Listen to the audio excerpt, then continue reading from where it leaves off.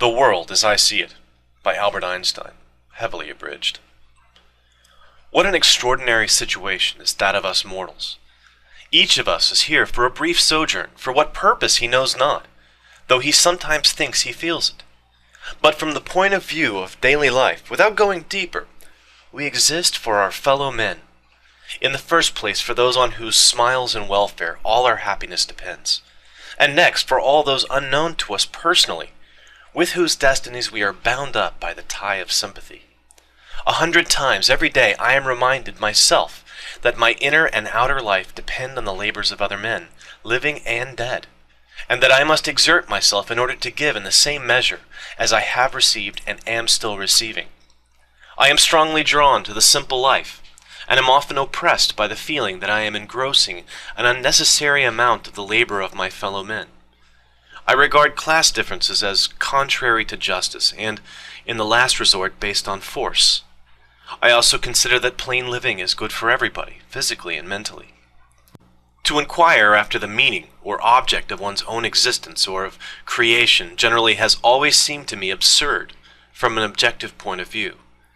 And yet everybody has certain ideals which determine the direction of his endeavors and his judgments. In this sense I have never looked upon ease and happiness as ends in themselves. Such an ethical basis I call more proper for a herd of swine. The ideals which have lighted me on my way, and time after time given me new courage to face life cheerfully, have been truth, goodness, and beauty. Without the sense of fellowship with men of like mind, of preoccupation with the objective, the eternally unattainable in the field of art and scientific research, life would have seemed to me empty. The ordinary objects of human endeavor, property, outward success, luxury, have always seemed to me contemptible. My passionate sense of social justice and social responsibility has always contrasted oddly with my pronounced freedom from the need for direct contact with other human beings and human communities.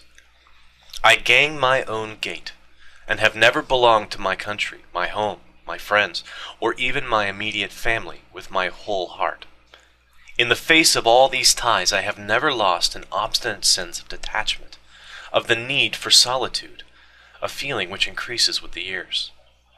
One is sharply conscious, yet without regret, of the limits to the possibility of mutual understanding and sympathy with one's fellow creatures. Such a person no doubt loses something in the way of geniality and light-heartedness. On the other hand, he is largely independent of the opinions, habits, and judgments of his fellows, and avoids the temptation to take his stand on such insecure foundations. My political ideal is that of democracy. Let every man be respected as an individual, and no man idolized. It is an irony of fate that I myself have been the recipient of excessive admiration and respect from my fellows through no fault and no merit of my own. The cause of this may well be the desire, unattainable for many, to understand the one or two ideas to which I have, with my feeble powers, attained through ceaseless struggle.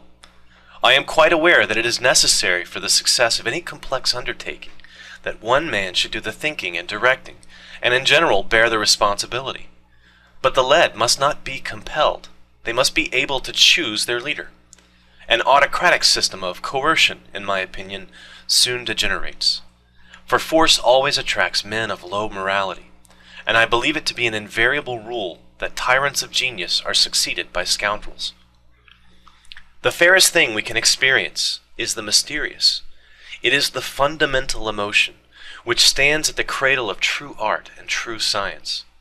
He who knows it not, and can no longer wonder, no longer feel amazement, is as good as dead, a snuffed-out candle. It was the experience of mystery, even if mixed with fear, that engendered religion. A knowledge of the existence of something we cannot penetrate, of the manifestations of the profoundest reason and the most radiant beauty, which are only accessible to our reason in their most elementary forms. It is this knowledge and this emotion that constitute the truly religious attitude. In this sense, and in this alone, I am a deeply religious man. I cannot conceive of a God who rewards and punishes his creatures, or has a will of the type of which we are conscious in ourselves. An individual who should survive his physical death, is also beyond my comprehension, nor do I wish it otherwise.